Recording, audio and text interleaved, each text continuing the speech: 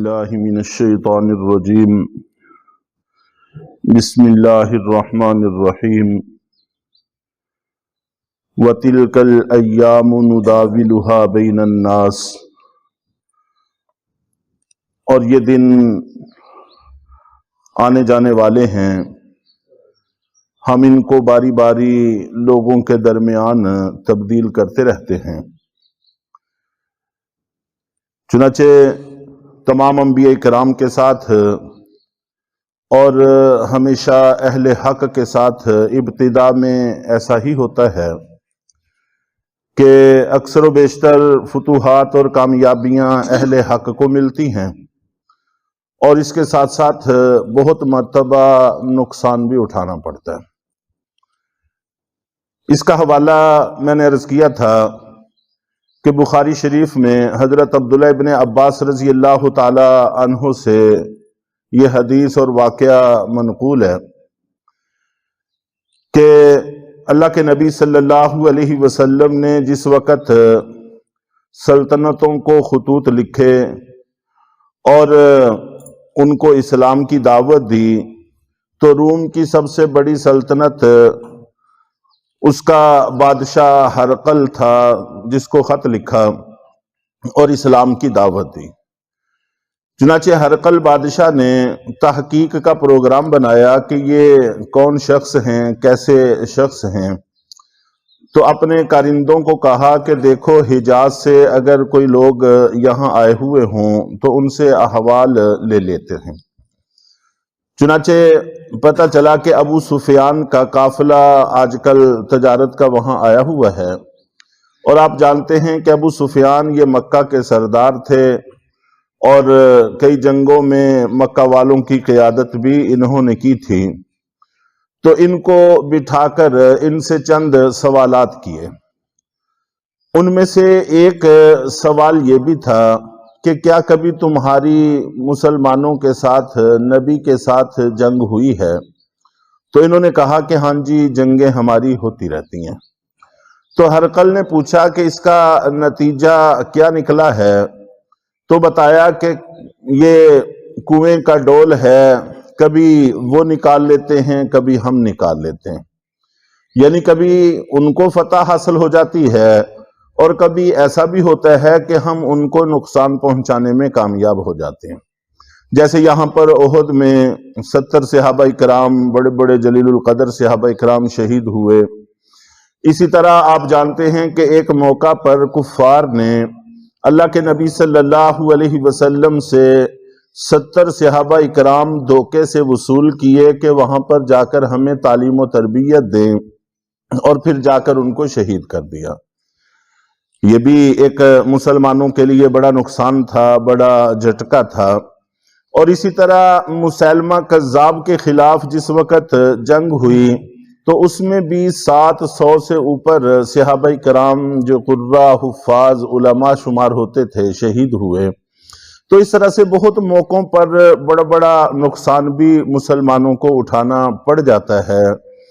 تو بتایا کہ یہ تو ایسے ہے جیسے کنویں کا ڈول، کبھی وہ نکالنے میں کامیاب ہو گئے، کبھی ہم نکالنے میں کامیاب ہو گئے۔ ہرقل چونکہ پہلی کتابوں کا عالم تھا اور اچھی علم میں مہارت رکھتا تھا، اس نے اس پر تبصرہ یہ کیا کہ یہ ان کے حق ہونے کی علامت ہے،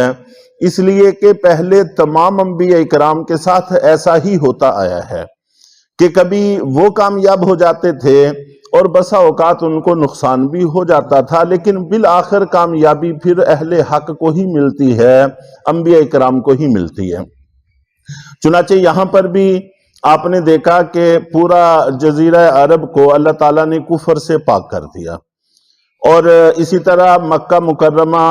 جو کفار کا مرکز تھا، کفار کی چھاؤنی تھی، اللہ تعالیٰ نے مدینہ منورہ کی طرح اس کو بھی مرکز اسلام بنا دیا۔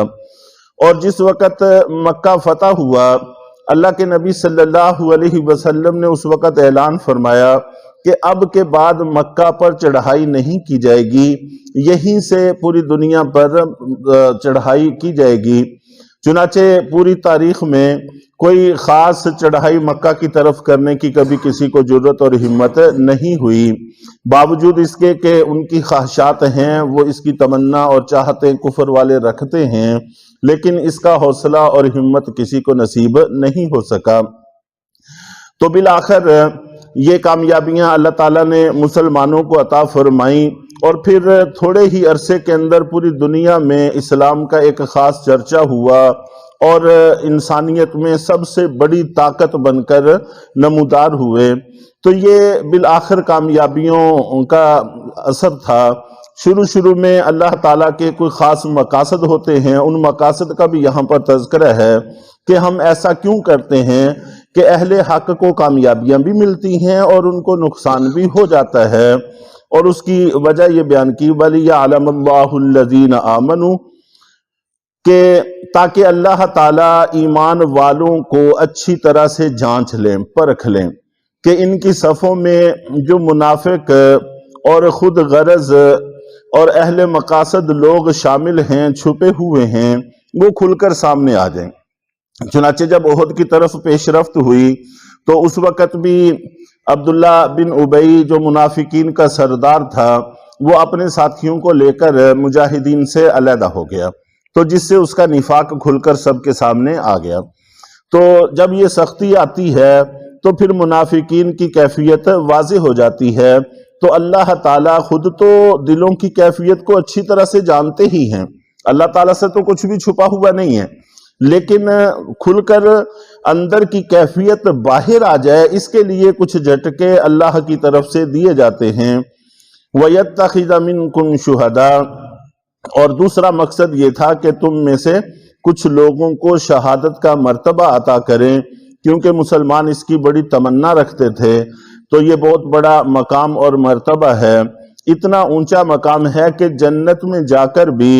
صرف شہداء لوگ وہ ہوں گے جو اس بات کی تمنا رکھیں گے کہ ہمیں دنیا میں بھیجا جائے، ہم پھر اللہ کے راستے میں قتل ہو کر شہید ہو کر آئیں۔ اور اللہ کے نبی صلی اللہ علیہ وسلم نے بھی اس بات کو دہرا کے فرمایا کہ میری چاہت یہ ہے کہ میں شہید کیا جاؤں، زندہ کیا جاؤں، پھر شہید کیا جاؤں، پھر زندہ کیا جاؤں، پھر شہید کیا جاؤں۔ اور صحابہ کرام کے کتنے ہی ایسے واقعات ہیں کہ شہادت کے وقت رونے لگے، اور دشمنوں نے یہ سمجھا کہ شاید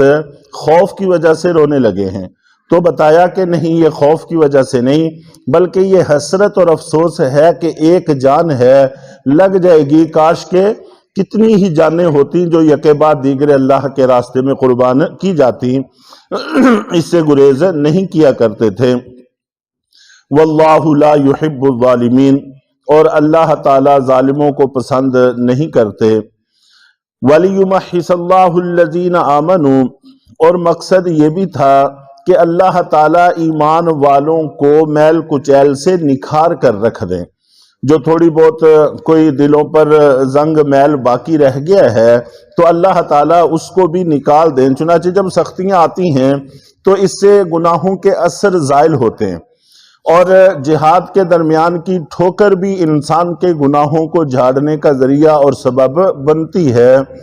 اور کفر کی طرف سے تلوار کا ایک وار اس حقوق العباد کے علاوہ سارے کے سارے گناہوں کو معاف کرنے کا سبب اور ذریعہ بن جاتا ہے۔ تو اس سے اللہ تعالیٰ میل کچیل اتارتے ہیں، اور روحانی اعتبار سے، اندرونی اعتبار سے راہ خدا میں بڑی ترقی نصیب ہوتی ہے۔ وَيَمْحَقَ الْكَافِرِينَ، اور مقصد یہ بھی تھا کہ اللہ تعالیٰ کافروں کو مٹا کر رکھ دیں۔ چنانچہ رفتہ رفتہ کافروں کو اللہ تعالیٰ نے مٹایا کہ جزیرۃ العرب ان سے پاک کر دیا، مکہ اور مدینہ کو اسلام کا مرکز بنا دیا۔ ام حسبتم ان تدخلوا الجنت، کیا تمہارا خیال یہ تھا کہ تم جنت میں یوں ہی داخل ہو جاؤ گے؟ وَلَمَّا يَعْلَمِ اللَّهُ الَّذِينَ جَاهَدُوا مِنْكُمْ وَيَعْلَمَ الصَّابِرِينَ، جبکہ اللہ تعالیٰ نے ابھی تک نہیں جانچا ان لوگوں کو کہ جو جہاد کرنے والے ہیں تم میں سے اور جو ثابت قدم رہنے والے ہیں۔ وَلَقَدْ كُنْتُمْ تَمَنَّوْنَ الْمَوْتَ مِنْ قَبْلِ أَنْ تَلْقَوْهُ، اور تم موت کے ساتھ ملاقات کرنے سے پہلے، موت کا سامنا کرنے سے پہلے شہادت کی موت کی تمنا کرتے تھے۔ فَقَدْ رَأَيْتُمُوهُ وَأَنْتُمْ تَنْظُرُونَ، اور تم نے کھلی آنکھوں اپنی اس تمنا کو دیکھ لیا ہے۔ تو اس کے بعد آگے بھی اسی واقعے سے متعلق کچھ باتیں ہیں انشاءاللہ العزیز کل عرض کی جائیں گی۔ اللہ تعالی ہم سب کو حق پر چلنے کی توفیق عطا فرمائے۔